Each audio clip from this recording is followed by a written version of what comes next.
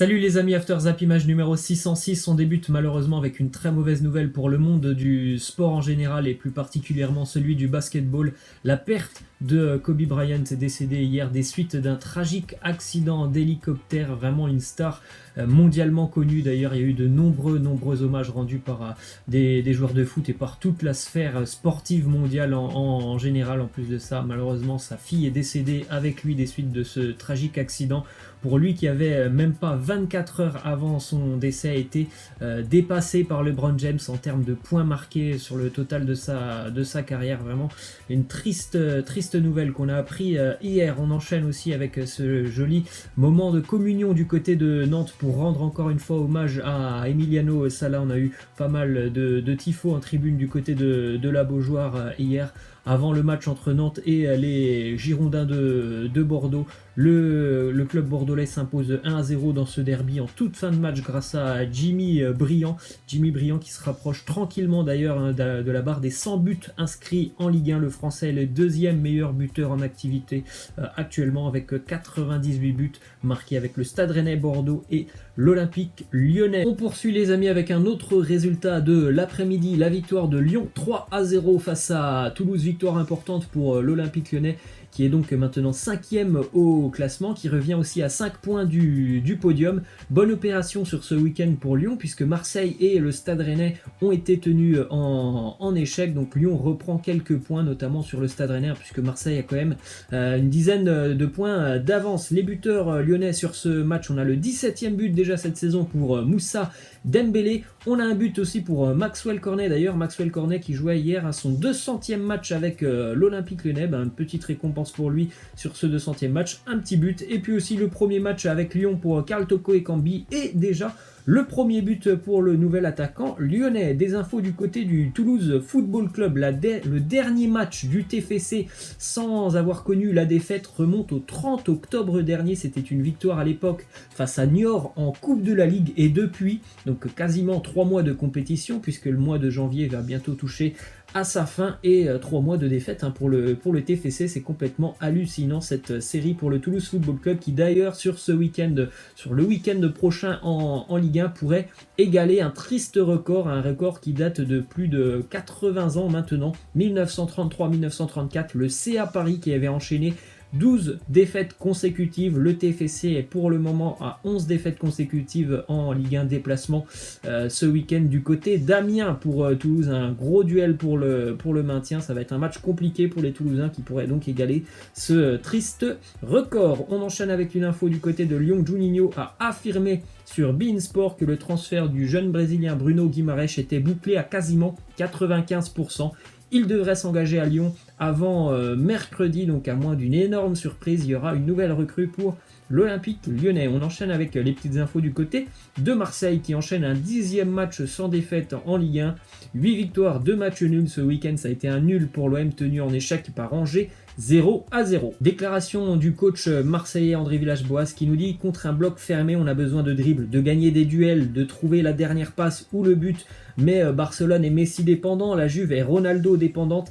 Si on est Payet dépendant, oui, je n'ai pas de problème à l'assumer. Dimitri Payet n'était pas là, ça s'est un petit peu ressenti quand même dans le jeu phocéen. Les Marseillais ont cruellement manqué d'inspiration face au bloc angevin. On sait qu'Angers est quand même réputé en général pour plutôt bien défendre. Ça a été le cas face à l'OM qui n'a eu que très peu d'occasions dans ce match. Petite info aussi, regardez le banc de l'Olympique de Marseille face à Angers ce week-end.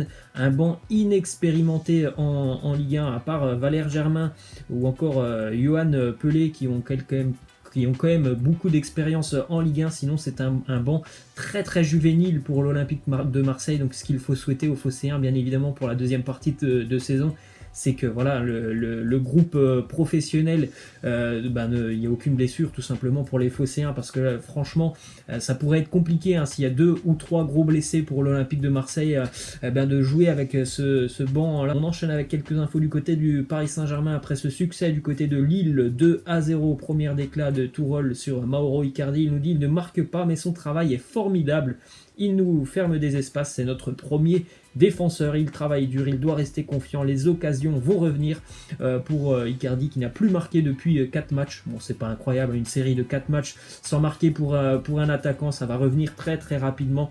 On sait tous que c'est un tueur devant le but. Autre déclaration de Thomas Tuchel sur Neymar, il nous dit qu'il possède une capacité incroyable pour accélérer et dribbler, il a parfois été exceptionnel. Cela fait des semaines qu'il évolue à ce niveau et qu'il nous offre des matchs de ce calibre tous les 3 jours. Double buteur hier Neymar, et je pense que franchement, on peut le lire depuis, donc avec ces 6-7 premiers mois de compétition, je pense qu'on a enfin le Neymar qu'on espérait depuis plus de 2 ans et demi, depuis qu'il est arrivé tout simplement du côté de Paris.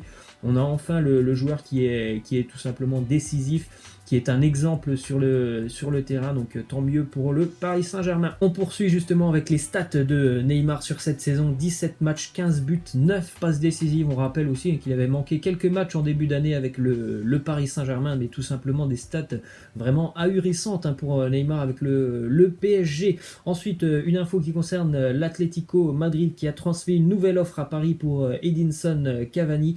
D'ailleurs, les dirigeants madrilènes sont convaincus que cette offre va aboutir et que le Paris Saint-Germain va le laisser partir. D'ailleurs, la porte semble beaucoup plus ouverte maintenant pour un départ de Cavani. Du côté de Paris, la donne aurait un petit peu changé. Si jamais il y a une offre d'à peu près 15 millions d'euros qui arrive, et bien du côté de Paris, on pourrait libérer Edinson Cavani. Ça pourrait vraiment s'accélérer ce dossier Cavani dans les prochains jours. L'Atlético n'est bien évidemment pas seul dans ce dossier. Il y a plusieurs clubs anglais aussi qui sont intéressé. Ensuite, une déclaration du côté de Lille de Jonathan Iconé qui se demande bien ce qu'il va faire la saison prochaine. Il nous dit: je ne sais pas, ça dépendra de la fin de saison, de ce que le club veut faire de moi, et je vais aussi discuter avec ma famille. Peut-être qu'on aura le droit à un départ de Jonathan Iconé du côté de Lille. C'est une saison bien évidemment un peu plus compliquée que l'année dernière pour les Lillois. Il faut voir ce qui se passera jusqu'à la fin de saison, s'il y aura aussi peut-être une qualification en compétition européenne. Ensuite, un ancien Lillois qui aimerait bien revenir, pourquoi pas, en France. Adil Rami qui nous dit: avec mon entourage, on écoute. Pourquoi pas la France? Cela me plairait de montrer que je suis encore là, dans mon pays. Rien n'est impossible. Je continuais à rêver et à pourquoi pas viser l'Euro 2020 pour Rami qui a donc eu une période assez compliquée du côté de la Turquie. Il va tenter de retrouver un club. En tout cas, s'il ambitionne de revenir pour l'Euro 2020, je pense qu'il va falloir revenir très très rapidement sur les terrain. Ensuite, une autre info d'un joueur du Stade Rennais, Hatem Ben Arfa, qui serait vraisemblablement très très proche de rejoindre Valladolid, club de Liga en Espagne, un club de Ronaldo, la légende brésilienne. Il est tout proche de s'engager avec Valladolid, Hatem Ben Arfa. On continue avec du côté du Stade Rennais, Steven Zonzi qui a décidé de rejoindre Rennes jusqu'à la fin de saison en prêt, lui aussi un petit peu comme Adil Rami, a eu une période assez compliquée du côté de la Turquie. Il aurait donc décidé de rejoindre le Stade Rennais. Un bon renfort, je pense, pour le milieu de terrain rennais. Ça devrait se faire là aussi dans les prochains jours. Ensuite, une déclaration de l'entraîneur monégasque Roberto Moreno qui nous dit: une offre du Barça pour Ben Yedder. Je ne sais rien du tout, mais s'il paye 200 millions d'euros, on pourra parler. Une offre de 80 millions d'euros, ce n'est pas suffisant. On a entendu cette rumeur, je crois que c'est sorti samedi, comme quoi le Barça aurait transmis une offre de 80 millions d'euros à Monaco. Bon, du côté de Monaco, visiblement pour le moment on n'a pas reçu cette offre. Ensuite, on part avec cette petite info. Ce matin, Christian Eriksen a été aperçu à l'aéroport de Milan afin d'aller passer sa visite médicale et de s'engager avec les interistes. On est tout proche du dénouement dans cette affaire Christian Eriksen. Autre info aussi du côté de Tottenham, José Mourinho a annoncé que Tottenham allait certainement lever l'option d'achat de Giovanni Lo Celso. Option d'achat, je crois qu'il s'élève à peu près 60 millions d'euros du Betis Séville. Il nous dit: je pense que le garçon est en train de forcer la décision, il la rend facile pour le club, il la prend bien. C'est un bon garçon et je pense que le club va donc lever l'option d'achat. Ensuite, on continue avec une petite statistique hier sur le derby romain, un partout entre la Roma et la Lazio, avec un but de Dzeko et puis c'est Francesco Acerbi qui égalise pour la Lazio sur un but d'ailleurs un petit peu gag, le but de Francesco jusqu'au Acerbi. En tout cas, c'est très très serré sur les 3 premières places du classement en Serie A, puisque les 3 équipes ce week-end ont soit perdu, soit fait match nul. L'Inter a fait un nul et la Juve a perdu hier du côté de Naples. C'est très très serré pour ce trio de tête. On continue ensuite avec 2 petites infos du côté du Borussia Dortmund, des statistiques sur le danger pour le Paris Saint-Germain. On sait que c'est une équipe vraiment offensivement qui a du potentiel, le Borussia Dortmund. Regardez les stats pour Jadon Sancho et Erling Haaland cette année.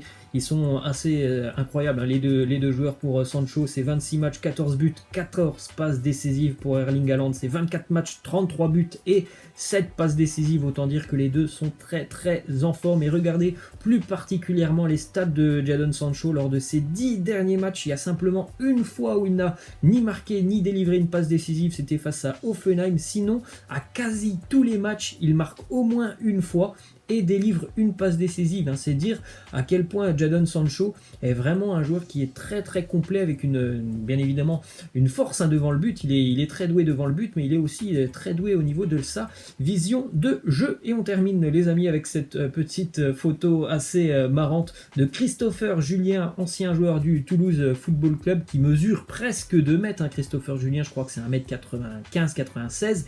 Et on a le jeune Karamoko Dembélé, tout jeune joueur du Celtic, à seulement 16 ans. Il fait à peine 1m60 ou 1m65, je crois, le jeune Karamoko Dembélé, qui a joué 5 petites minutes hier avec le Celtic. Image assez impressionnante. Voilà les amis, c'est la fin. Je vous laisse, je vous dis à la prochaine. Ciao.